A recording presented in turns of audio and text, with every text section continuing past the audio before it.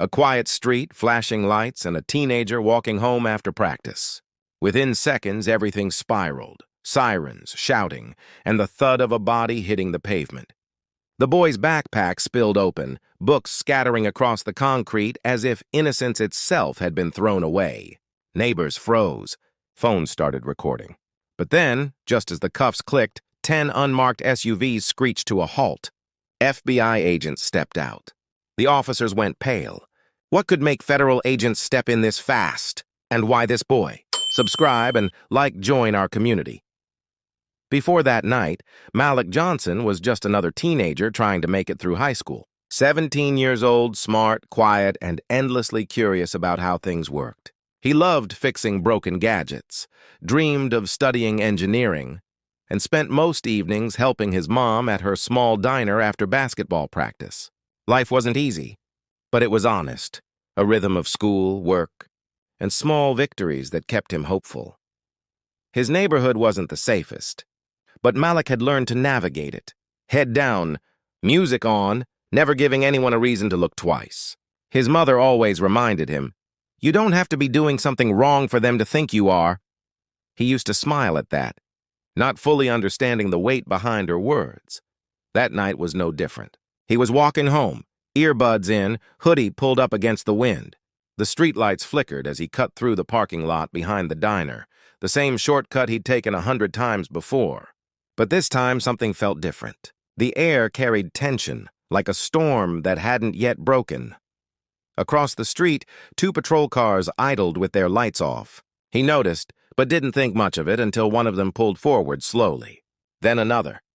The sound of a door slamming cut through his music, followed by footsteps, heavy, purposeful.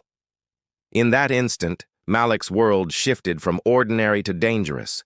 His heart raced, confusion rising faster than fear. He hadn't done anything wrong, yet the glare of the headlights made him feel like he had. He didn't know that in just a few minutes his life would collide with forces far beyond his neighborhood, and that the people watching him weren't just local cops. Something far bigger was already in motion.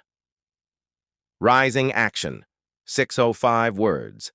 Checked 6 minutes. The sound of gravel crunching beneath boots grew louder. Malik turned, startled, as blinding beams from the patrol car's headlights pinned him in place. A sharp voice barked from the shadows, but he couldn't make out the words.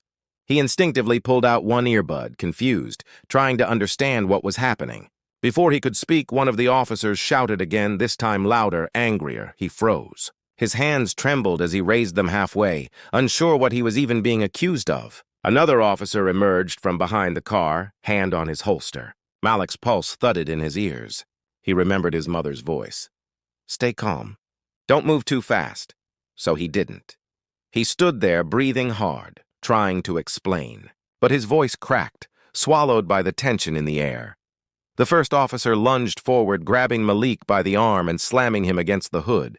His backpack slipped off his shoulder, falling open. Notebooks and wires spilling everywhere. "Where's the stolen phone, huh?" the officer snarled. Malik's mind spun. Stolen phone? He didn't even own one fancy enough to be stolen. A crowd began to form. A woman shouted from her porch, "He's just a kid!" Someone else started recording on their phone.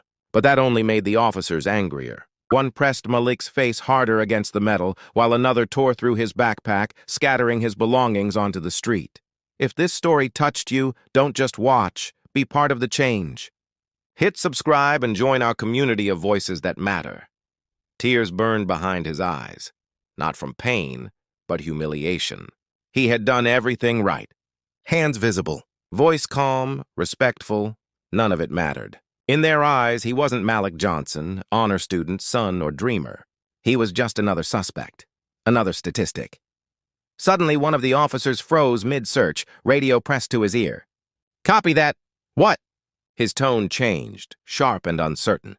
The second officer straightened, glancing toward the end of the block. Then came the low hum of engines, several of them, followed by a synchronized screech of brakes. 10 unmarked SUVs rolled to a stop, forming a wall of black metal under the streetlights. Doors flew open.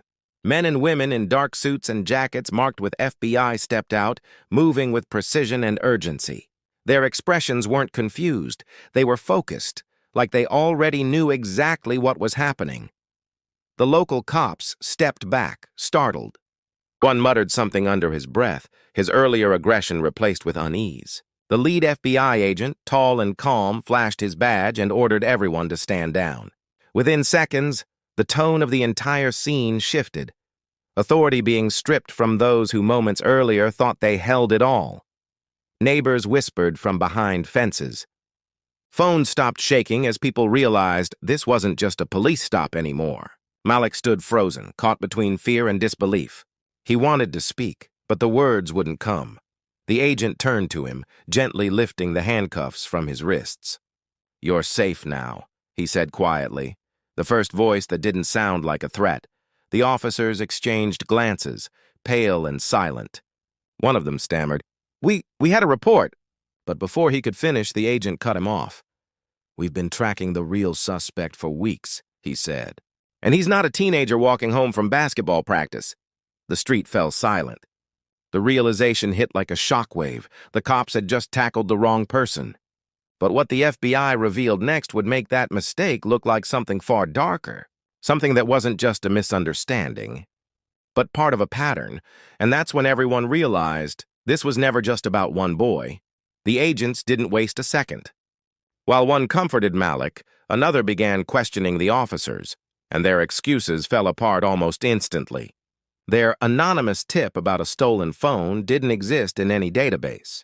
The alleged matching description was nothing more than a vague profile, young, male, and black. That was it. One agent opened the trunk of the nearest squad car and froze. Inside sat a small black box filled with confiscated electronics, phones, watches, and wallets, none of which had been logged or tagged. The silence that followed was deafening. The senior FBI agent turned to the officers, his expression unreadable. "How long have you been running this?"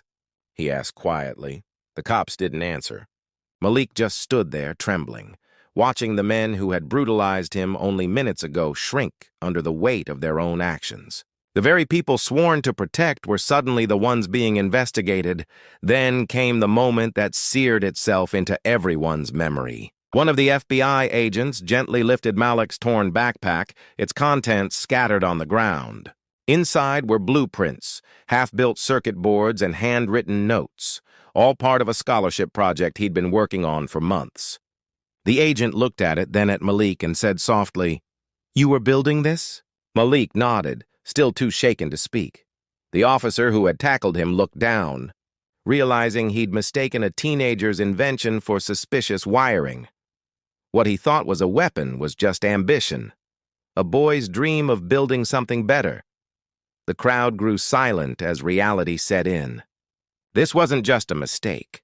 It was proof that bias could turn brilliance into threat, and innocence into danger.